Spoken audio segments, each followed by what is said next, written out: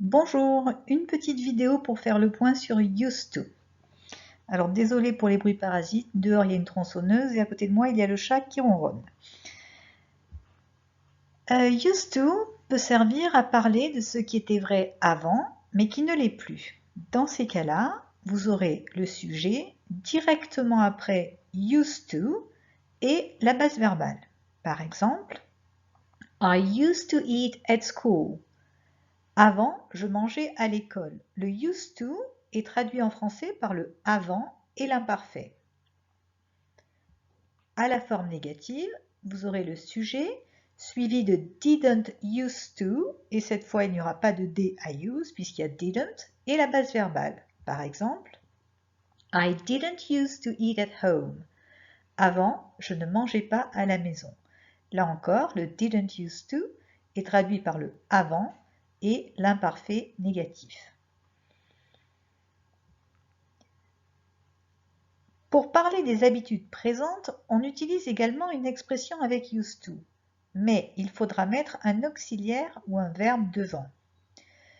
Par exemple, le sujet avec have ou has plus got used to, et cette fois on mettra ing au verbe pour dire qu'on a pris l'habitude de faire quelque chose. Le got est important parce que c'est lui qui indique ce verbe prendre. I have got used to, plus le verbe avec ing. Par exemple, I have got used to working at home. J'ai pris l'habitude de travailler à la maison.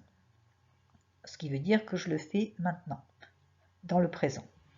Ou bien le sujet avec l'auxiliaire être, am, is ou are, used to, et encore une fois le verbe avec ing. I am used to working at home. J'ai l'habitude de travailler à la maison.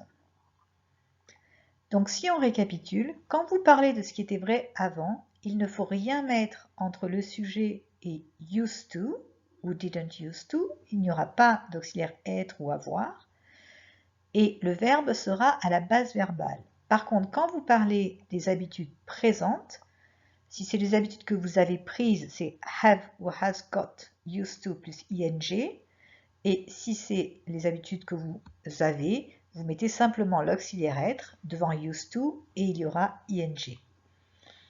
Voilà. Goodbye.